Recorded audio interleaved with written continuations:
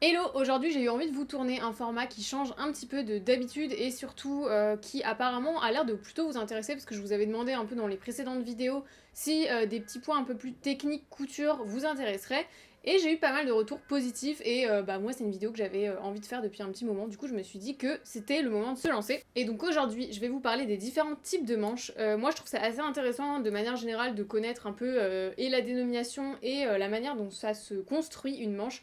Parce que si comme moi vous cousez, c'est intéressant de comprendre tout ce qu'il y a derrière pour ensuite vous faciliter le travail une fois que vous allez coudre.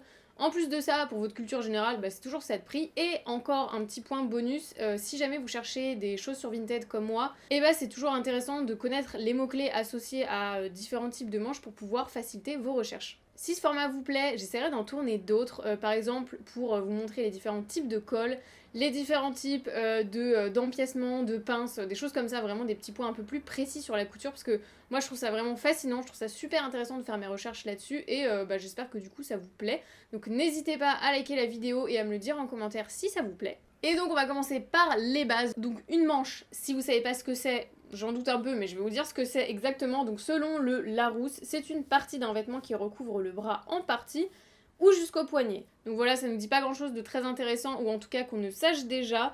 Mais voilà, le principe de la manche, c'est que ça va être un tube de tissu qu'on va venir coudre au niveau de l'emmanchure. Donc l'emmanchure, c'est quoi? C'est la partie qui va se situer sur le buste et qui va faire cet arrondi sur lequel vous allez pouvoir coudre votre manche. Ça a aussi le nom d'entournure. Si jamais vous le rencontrez, c'est un petit peu vieux comme mot, donc ça m'étonnerait, mais bon, voilà, comme ça vous savez. Je vous dis tout de suite, je vais éviter tous les jeux de mots à base de une autre paire de manches, je me suis débrouillée comme un manche, qu'est-ce qu'il y a d'autre? En tout cas, il y en a plein, et justement, ça m'amène à vous parler de tout l'aspect historique en fait de la manche, parce qu'il y a des choses extrêmement intéressantes à apprendre. Et ce qui est assez marrant, c'est que toutes ces expressions, ça nous aide un peu à comprendre l'évolution de la manche au fur et à mesure du temps. Par exemple, prenons l'expression une autre paire de manches. Cette expression-là, au second degré, ça veut dire qu'il va falloir s'y mettre, que le travail va être plus compliqué que prévu, ou voilà. Et cette expression-là, elle tire son origine du fait qu'au Moyen-Âge, en fait, on cousait la partie buste comme ça d'un tenant, et ensuite on venait ajouter des manches qui pouvaient être détachables et changeables, interchangeables. Vous pouviez avoir des manches bouffantes, vous pouviez avoir des manches plus courtes, plus longues, etc.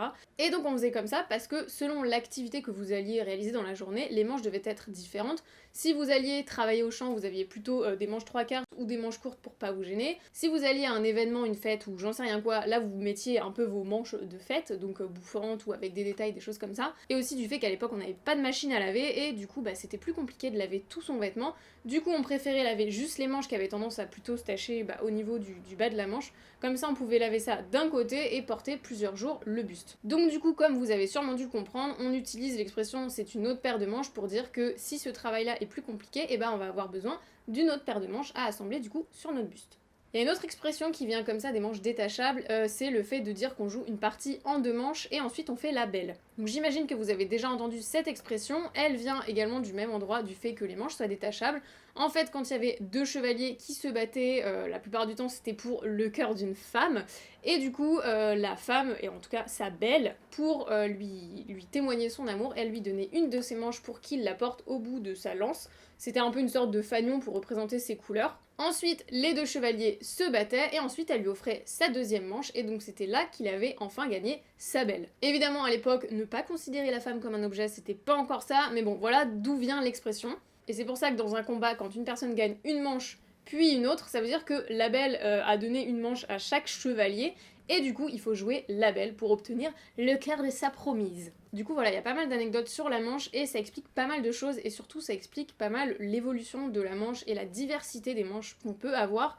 Et surtout le fait que la plupart du temps, l'emmanchure, donc vraiment la partie qui est située sur le buste, change assez peu par rapport à la manche qui, elle, va être extrêmement différente. À l'époque, il vous suffisait d'un corsage, d'une robe, d'une dizaine de paires de manches, et avec ça, vous aviez une vingtaine de tenues possibles. Donc ça fait un peu réfléchir sur notre moyen de consommation et sur notre mode de consommation un peu excessif. Du coup, maintenant, je vais vous parler des différents types de manches qu'il existe aujourd'hui, et en tout cas les plus répandus, parce qu'il y a une infinité forcément de formes de manches, parce que selon les designers, selon vos envies, selon, voilà, peu importe, il existe énormément de paires de manches. Par contre, il y a quand même des types de manches qu'on retrouve un peu partout et dont vous avez sûrement déjà entendu parler. Parlons d'abord de la manche de base. Donc elle est constituée d'une partie plus longue qui va se situer au niveau du bras et une partie qu'on va appeler la tête de manche qui elle va se situer au niveau de l'épaule. Du coup toute la partie comme ça qui va être arrondie, cette partie là elle va venir s'assembler sur l'emmanchure et cette partie là, donc la tête de manche, elle est toujours légèrement plus grande que la partie qui entoure le bras, c'est ce qu'on va appeler l'embu, et donc l'embu il va servir à donner un petit peu d'aisance à la manche,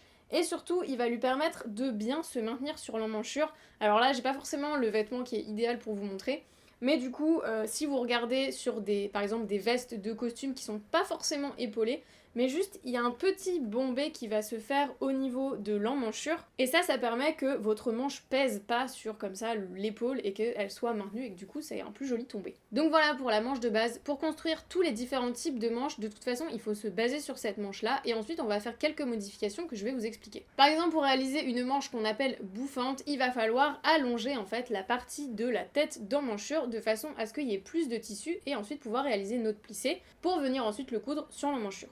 Pour la manche ballon, c'est exactement le même procédé, sauf que cette fois, il va falloir aussi élargir un peu la manche de façon à pouvoir la froncer au niveau du bras. Ensuite, on a la manche gigot qui a un nom extrêmement laid, je trouve, en tout cas qui est aussi laid que la manche est jolie. Et donc cette manche-là, ça va être le principe d'une manche froncée, et ensuite elle va venir s'affiner au niveau du bras de façon à obtenir cette forme un peu en manchon de poulet, on aurait pu l'appeler comme ça aussi. Et ces trois types de manches-là, je trouve que c'est vraiment des manches qu'on voit assez régulièrement, qui sont revenues maintenant depuis, je sais pas, je dirais 5-10 ans, j'ai du mal à me rendre compte, mais vraiment les manches bouffantes, c'est quelque chose qui fait vraiment partie de la mode d'aujourd'hui. Et donc les manches bouffantes, qu'elles soient ballon ou gigot, c'est vraiment des manches qui nécessitent de toucher à la tête de manche. Par contre, on peut faire d'autres modifications, par exemple pour la manche tulipe qu'on va venir un peu réaliser en croisé comme ça pour faire justement cette forme de tulipe un petit peu arrondie sur le bras. On a aussi la manche papillon que je trouve assez jolie et qui va se mettre donc sur l'emmanchure, donc là vous n'avez pas d'élargissement de la tête de manche. Par contre il va falloir agrandir la largeur totale de la manche pour avoir vraiment cette aisance et ce côté un petit peu plissé tout autour du bras. Et donc pour ça il va falloir prendre la manche de base et en fait l'étirer de façon à faire cette espèce d'éventail pour garder la même longueur de tête de manche mais d'avoir en fait le bas de la manche qui est beaucoup plus grand que le reste. Bref, il existe un nombre incalculable de types de manches, mais toutes celles dont je vous ai parlé là, elles viennent se coudre sur le même type d'emmanchure. Et la dernière dont je vais vous parler est une manche qui vient se coudre sur une forme d'emmanchure qui est bien différente du reste. Vous avez sûrement déjà entendu son nom, c'est la manche raglan. La manche raglan, à la base, elle a été conçue pour pouvoir enfiler ses vêtements beaucoup plus facilement parce qu'elle va avoir un tour d'emmanchure beaucoup plus long parce qu'elle vient se coudre sur le col. Personnellement, c'est vraiment une manche que je privilégie par exemple quand je choisis mes manteaux d'hiver parce que je trouve ça beaucoup plus pratique de mettre des pulls et des surépaisseurs un petit peu en dessous parce que justement ça laisse la place comme ça à l'épaisseur. Et donc cette manche raglan, elle tient son nom de Fitzroy James Henry Somerset, plus connu sous le nom de Lord Raglan. J'ai pris mon téléphone parce que c'était un petit peu dur. Ce Lord Raglan, il a malheureusement perdu un bras lors de la bataille de Waterloo. Et si vous vous êtes déjà fait mal à un bras, une main ou un doigt, vous êtes d'accord que vous habiller avec une seule main, c'est hyper compliqué. Donc Mr Raglan, qu'est-ce qu'il a fait? Il a demandé qu'on lui crée un vêtement qui puisse enfiler facilement d'une main et avec lequel il puisse se battre facilement à l'épée, donc pour lui permettre plus d'aisance. Du coup, cette manche-là, elle est venue se coudre au niveau du col et non plus au niveau de l'emmanchure. Et donc c'est une forme qui a été beaucoup reprise sur les vêtements de sport justement pour cette facilité et cette aisance. Par exemple, vous avez peut-être déjà vu les baseball tees qui ont comme ça un buste blanc et les deux manches comme ça d'une couleur un peu contrastante. Et en termes de construction, ça a l'air un peu compliqué dit comme ça de se dire que les manches sont cousues au niveau du col, mais en fait c'est vraiment pas compliqué. C'est-à-dire que vous allez avoir comme d'habitude votre manche de base, vous allez juste prendre cette partie-là qui normalement est située sur le buste, vous allez l'ajouter à votre manche et c'est comme ça que vous obtenez la forme de votre manche en arrondissant un petit peu les tracés au niveau de la manche et au niveau du buste. Vous avez bien votre buste et vos deux manches qui viennent s'ajouter à votre col. Voilà, avec toutes ces manches, je pense que vous avez déjà un beau panel de ce qui existe et en tout cas les formes les plus connues. Personnellement, les manches, je trouve que c'est quelque chose qui donne toute sa structure à un vêtement, qui va donner un peu plus de carrure ou un peu moins, un peu de gonflant, des choses comme ça. Et je suis bien contente que les manches bouffantes soient revenues beaucoup à la mode ces derniers temps. J'espère que ce petit cours technique vous aura plu. N'hésitez pas encore une fois à liker la vidéo, à me dire en commentaire si ça vous a plu pour voir si moi je continue à faire ce genre de format avec des cols, même les longueurs de pantalon, les poches ou des choses comme ça. Je pense que ça peut être super intéressant. Merci d'être toujours plus présent sur cette chaîne. N'hésitez pas à vous abonner si c'est pas déjà fait. Et puis je vous fais des bisous. Je vous dis à la prochaine.